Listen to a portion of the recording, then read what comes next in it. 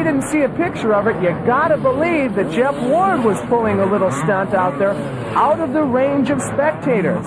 So you gotta give him credit for that. Ward's still in a little bit of trouble. He's in second place. He's looking over his shoulder because he wants that guy in the red jersey to pass him.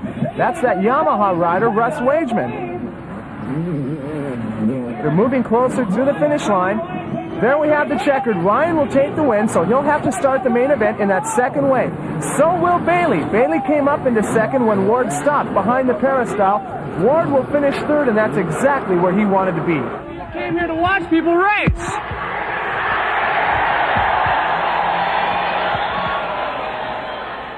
But the way it looks now is you got a bunch of people who are afraid to start in the second row, so they stop so they can get a front row start.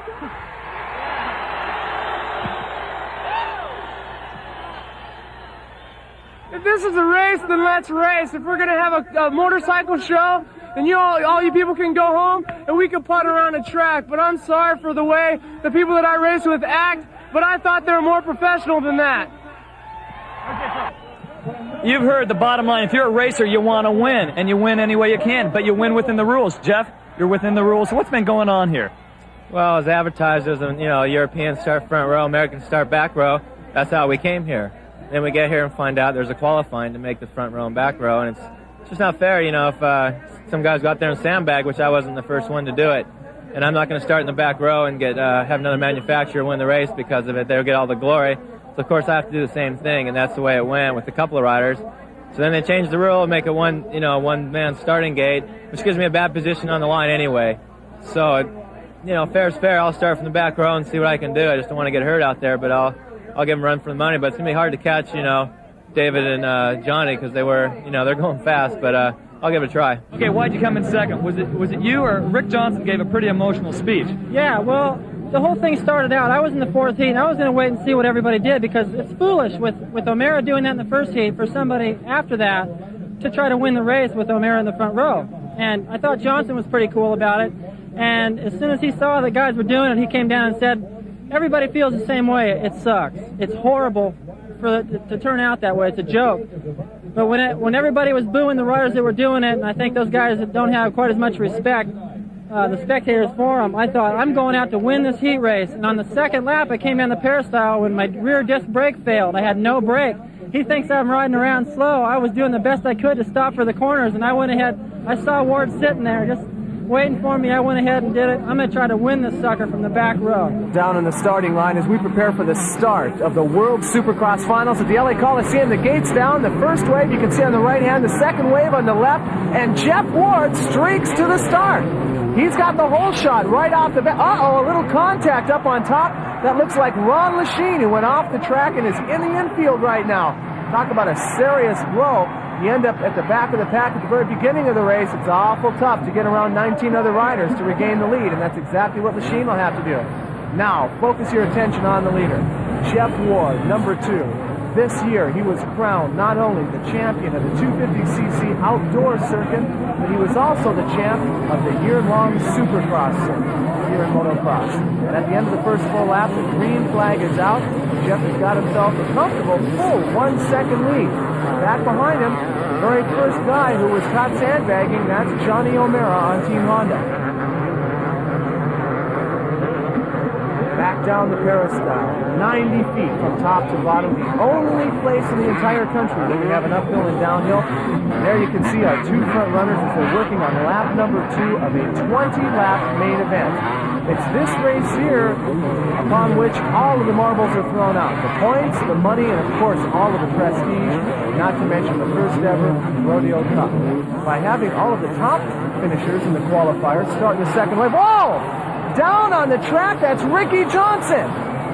Ricky is not the rider crumpled up in the middle of the track. He's over on the side trying to get his Yamaha going again. The down riders, you can see, receiving immediate medical attention, but Ricky is now at a severe disadvantage in the race. Back to your leader, Jeff Ward and Johnny O'Mara. We started to say a few moments ago, the winners of the earlier races were supposed to start in the second wave. They figured that would be the fastest group of riders. As you saw, though, with the sandbagging that went on, the riders played a lot fox, the promoters, and turned it around on him. And look who's in front of Wardy right now, number 5, Ricky Johnson. Now Ricky, remember, went down earlier. We saw that on camera. Now finds himself in a position where he's about to be lapped. Complete surprise. Ricky went down because he had simply no place else to go on the track. He had got a fair start and was moving his way up through the pack pretty nicely, but when somebody falls down right in front of you, well, very frequently you don't have much choice in the matter as to where you're going to land. There's RJ, number 5 on the Yamaha. Again, he's a lap down. He's not in the lead. Number 2, Jeff Ward, now has got to put all of his concentration towards figuring out a safe way behind Ricky. It's going to be interesting to see here whether or not RJ is going to carry any kind of grudge against Jeff Ward. Here they are going into a corner, and even though Ricky is a lap down, it doesn't look like he's giving Jeff any slack in that corner at all. Now finally he moves towards the outside, and I think Ricky decided, yes, I really don't want to make a big issue of this. Let's not get in any kind of trouble and just keep everybody safe. And the white flag is out. We're on the last lap of the race, and now this is going to be the final opportunity that Johnny's going to have to take this away. Wouldn't it be something if Jeff Ward were to lead every single lap of this race except for the last one?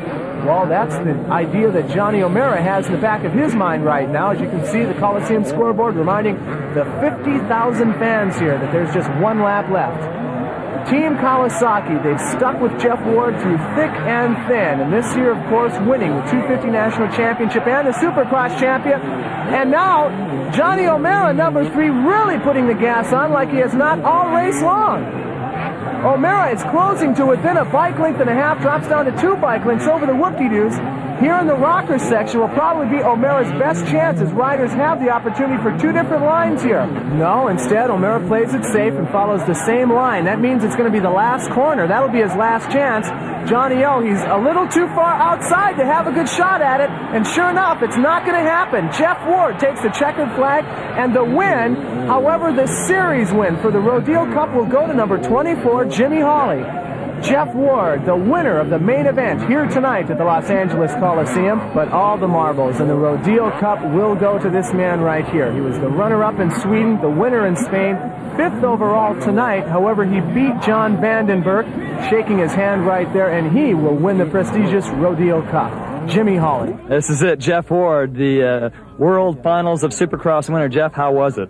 That was all right. There's a little problem, with the starting gate, and the crowd doesn't seem too pleased that I won, but I got forced on the first gate, but it was all right. I went and won, so I'm glad to be here anyway. Okay, let's forget about that starting problem. There was a race out front, and it was with you and O'Mara. Did you feel the heat?